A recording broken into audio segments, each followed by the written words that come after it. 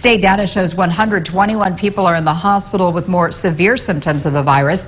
33 of those patients are fighting for their lives in area intensive care units.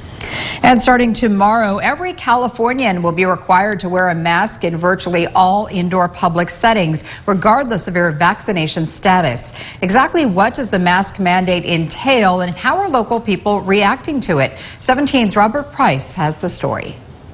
Push those masks you cast aside months ago out of the drawer, because starting Wednesday, Californians are required to wear masks in all public settings. State government, citing a sharp increase in COVID-19 infection rates since Thanksgiving, says mask wearing is again mandatory. It's restoring the mandate it lifted in June. The state is also upping existing testing requirements by ordering unvaccinated people attending indoor events of 1,000 people or more to have a negative test within 1 or 2 days, depending on the type of test. The state is also recommending travelers who visit or return to California to get tested within 5 days of their arrival. How that goes over in Kern County, where masks are less frequently visible than in other parts of the state, and vaccination rates have consistently been among California's lowest, remains to be seen. Bryn Kerrigan, director of the Kern County Department of Public Health, says Kern County will abide by the state directive, but how it's enforced is another matter. So this mandate came as a surprise to us.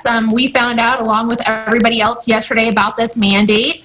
In Kern County specifically, we're actually seeing our cases decrease, but statewide they're seeing an increase in cases. The language that already existed that recommended that individuals wear masks and when they're in an indoor setting was sufficient, because you're allowing people to choose what layers of protection that they use. But I think it's important for our community to know that masking does add a layer of protection. Bakersfield residents out and about Tuesday were nearly unanimous in their feelings about the mask requirement. Most support masks, but not mandates. In large gatherings, masks are a good idea. Whenever I'm in a large gathering, I wear a mask. If I go out around a few people, I don't wear a mask. But for a government to enforce it, I entirely disagree with that. I don't mind wearing it because I make other people feel comfortable. I honestly don't think you should mandate anything. I think because you cause a lot of animosity and a lot of division. Free choice is a big thing, I think, in life, and I don't even think the mask is that effective anyways. The per capita rate of new coronavirus cases in California has jumped 47% in the past 2 weeks, and state officials are afraid of a repeat of last winter, when California averaged more than 100 cases per 100,000 people during a huge winter surge of the virus that claimed nearly 20,000 people over an 8-week period. State officials say that with no plans on the table to reimpose stay-at-home orders this winter, hospitals will face challenges they did not face last year. As for enforcement, that's unclear.